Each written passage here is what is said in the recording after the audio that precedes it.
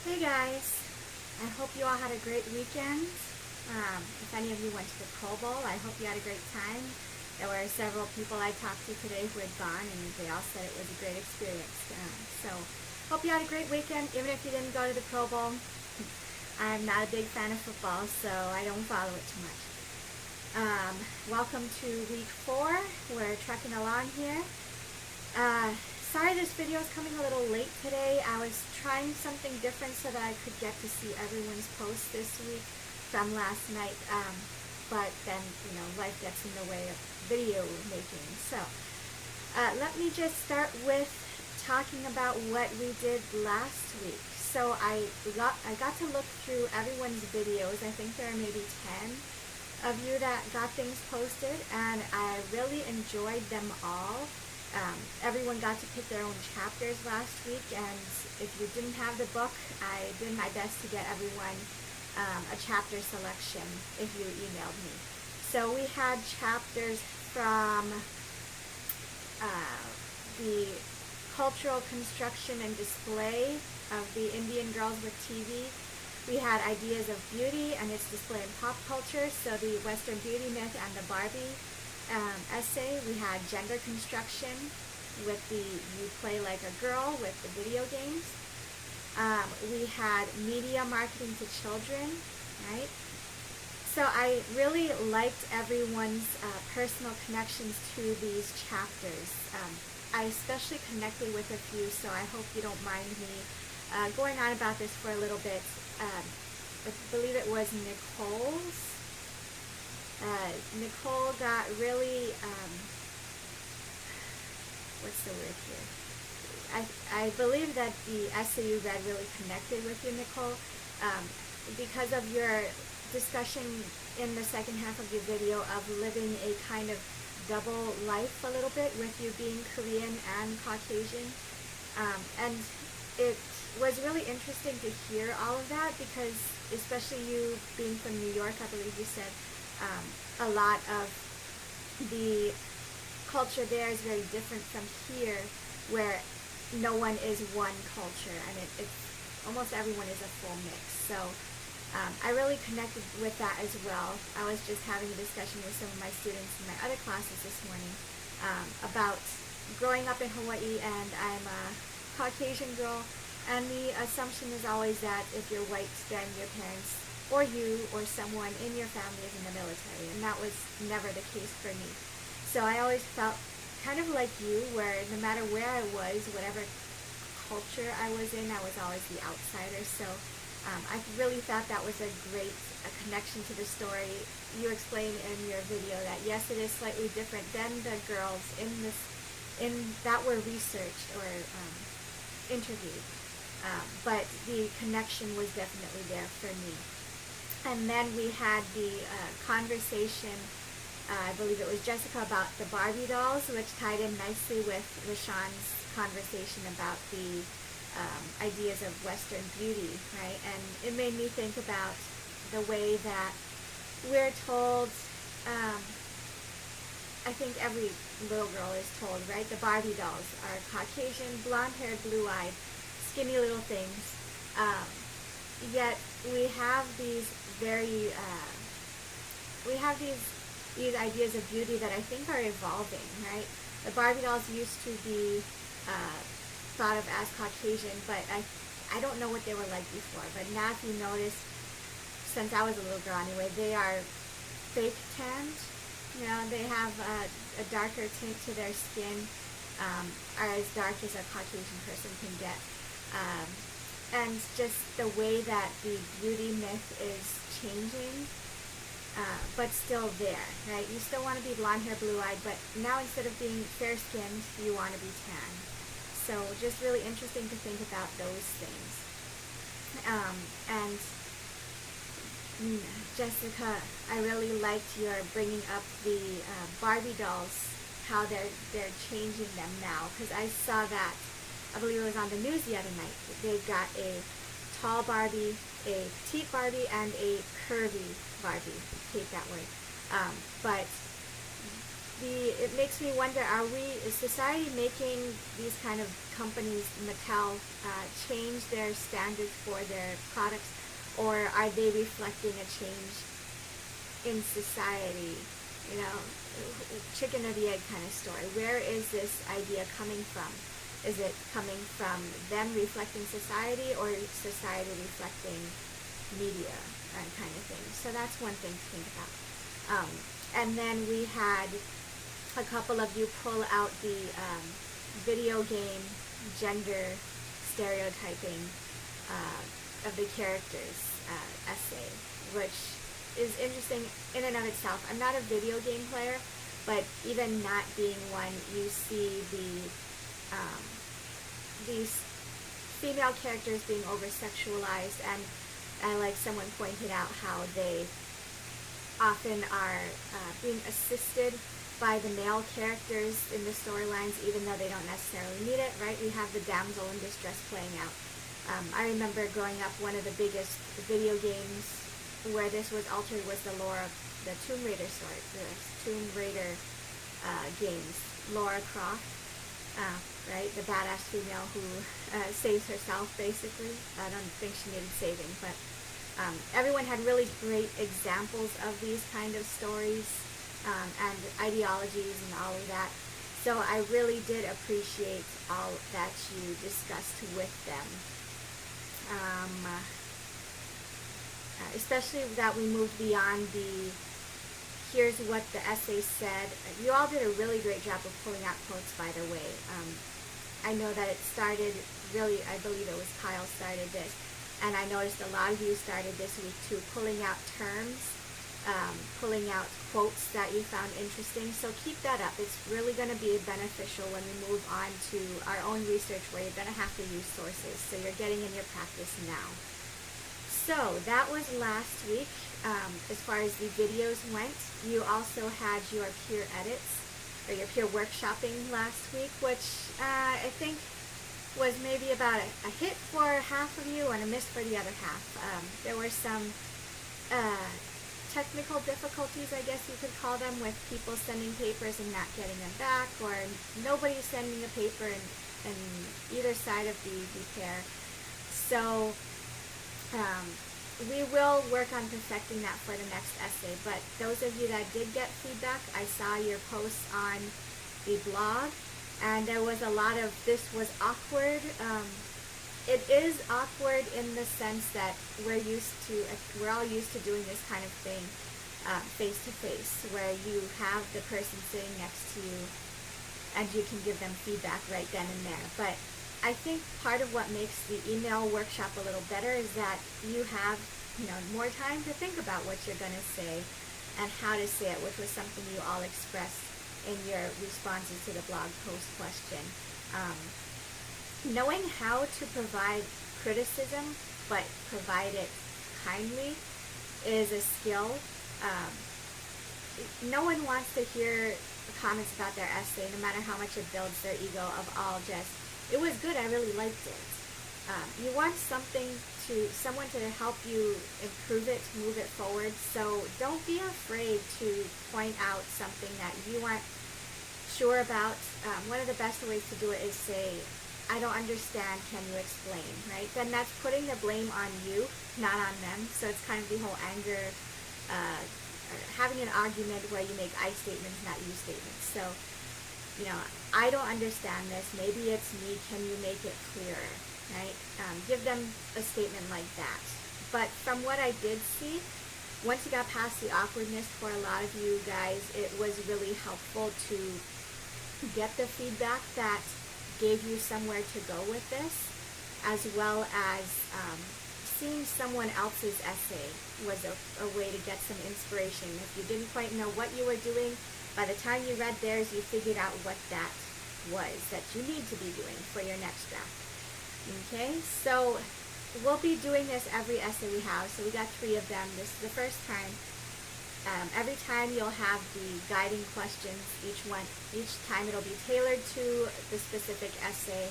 And you'll have a different partner each time, because I want you to get a chance to work with others. And so by now I figured out who actually does the workshopping and who maybe not so much. So it'll be a little better planned. And we did have someone drop the class in the middle of the week. So if you were the one assigned to work with them, I do apologize. Out of my control, really. So we will get these kinks worked out. We're going to keep working on this. So for this week, actually one more thing about the workshopping. I was really glad to see that there was not a lot of focus on grammar at this point. That's exactly what we want to be doing.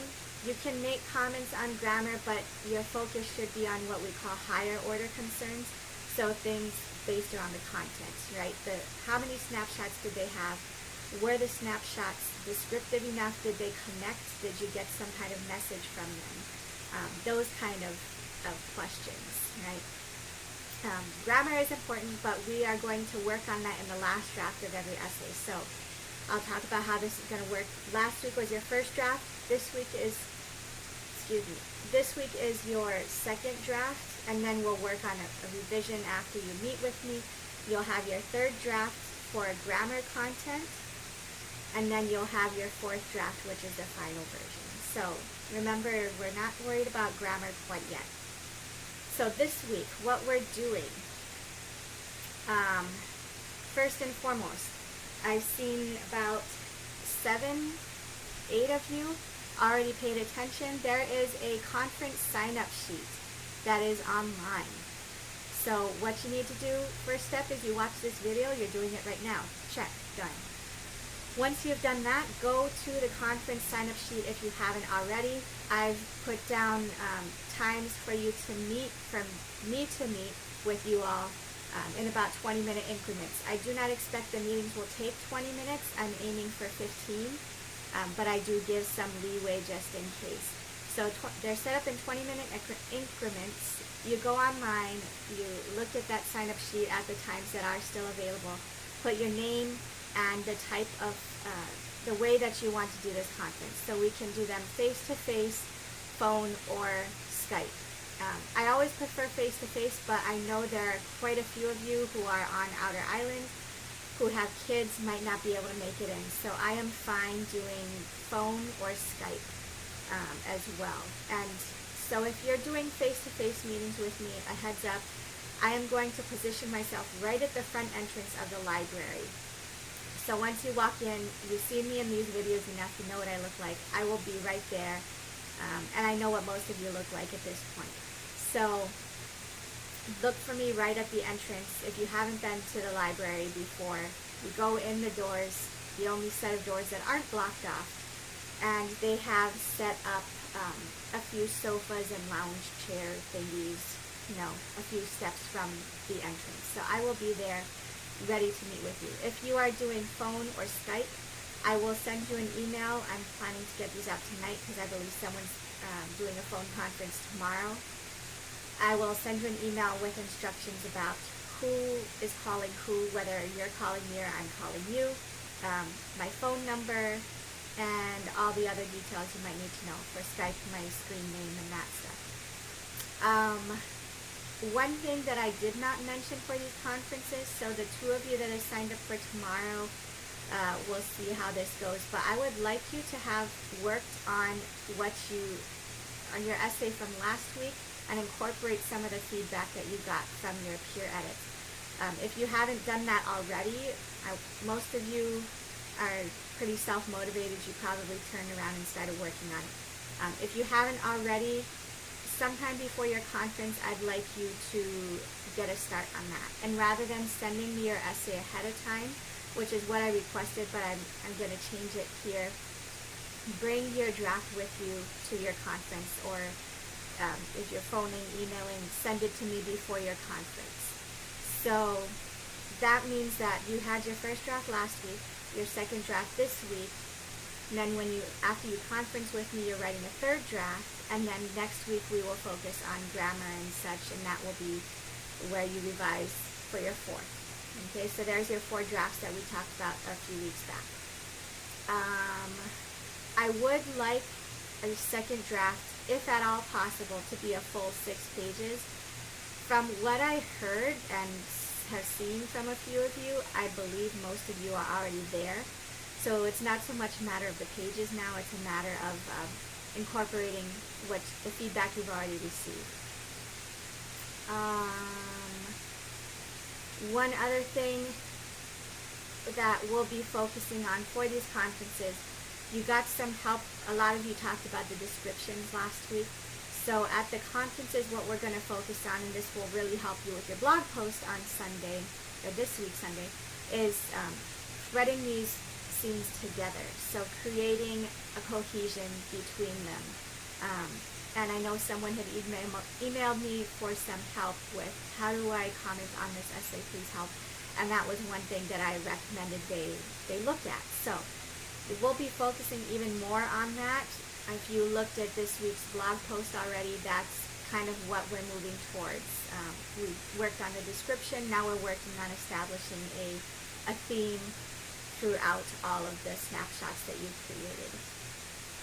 Okay, so first thing then, this week, watch this video, schedule your conference. And then the other two, schedule your conference, attend your conference. Your other two are your regular video response and blog posts. So your video response this week, there's no reading for all of you. Yay!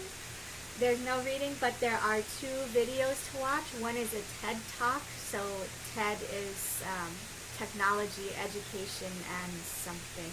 I can't remember. But there's a TED Talk, and then there's a sort of blog rant, if you will. Both of them are talking about decoding media messages, so what the text means, the hidden messages in the subtext, and how it affects an audience. So what you're going to do is, instead of reading this week, you're watching those two videos, so you have an excuse to watch TV. And then from there, you are going to live your daily life, but keep those in mind. And then as you get closer to the end of the week or whenever you have free time, think about one piece of media that you've come into contact with this week. So whether it be a TV show, a movie, a song, a magazine, an ad, anything, right? Even a Barbie doll if you have younger kids, right? And then I want you to critically analyze it in the same way that you see the videos doing. So think about what the text is, right? If you're talking about Barbie dolls, it's a little harder, but anything else talking about the text will be, tell me what it's saying. And then the subtext, what are the hidden messages here that are there but are not there, right? What message are they hiding? And then how does it affect you as the audience, right? Again with that, what are the implications question? So it's similar to what we've been doing all along every week, but now you're applying it to a piece of your everyday life. Okay? And your blog, you do not have to do right away. You can't do it until after you've met with me. And it's going to ask you to basically rethink what we talk about during our conference. So you're going to be continuing to think about the threading of your snapshots that we will discuss when we meet, by whatever means that will be. So what you're going to do first, if you look at the prompt, is list all of your snapshots. And by list, I don't mean you have to copy and paste your entire paper in. Do your one-sentence summary of what each snapshot is. And then answer the question of what you're trying to do with your scenes. What are you trying to teach us about media through all of these different snapshots? And then answer the question of what thread are you trying to create here. So we'll talk in our conference where I will try to guide you to some options for that thread to connect everything. So we will aim to come up with a list of possibilities, and what I want you to do for the blog is to give us two of those possibilities, just two. And then what you're going to do is write one additional snapshot, not one from your paper already, but a new one that attempts to fill in any one of the gaps or however many we find when we talk. You want this snapshot to fill in the gap of your thread, right? So again, we'll get most of this figured out during the conference. So what you can do is take good notes as we're speaking on whatever day we meet. and then turn around and for your blog, kind of report what we discussed, and then write your snapshot. So what you can even do then afterwards is, as you're working on your next draft after the conference, take the snapshot that you write for your blog this week and plug it in to what you already had. So then there's your start to your next draft, right? So if you notice, we're really scaffolding things here. We started with give me 10 snapshots, and then you wrote your first draft, and then you're working on threading them this week with the conference, and you're going to work on coming up with the filling in the gaps this week, and it's all just building right on top of each other, right? We always are writing in this class, so every piece of writing we do is going to work towards a goal. Okay, I'm never having you just write for the sake of writing. Okay, so again, just a recap this week, watch this video, then schedule a conference, have your conference, and then do your video response, do your blog response, okay? And it looks like all of the kinks on the videos and everything have been worked out. I did talk with some of you in the past couple weeks who are freaking out, and it looks like we've resolved all the issues, so I'm so happy and excited for those of you who this was entirely new for, and I appreciate you enjoying this new learning experience. Alright, so I think that's all that I've got for you this week. Keep up the great work, and I'm really looking forward to speaking, Skyping, and meeting with all of you this week. If you have any questions about anything, feel free to email me. Otherwise, I will see you this week sometime. Bye.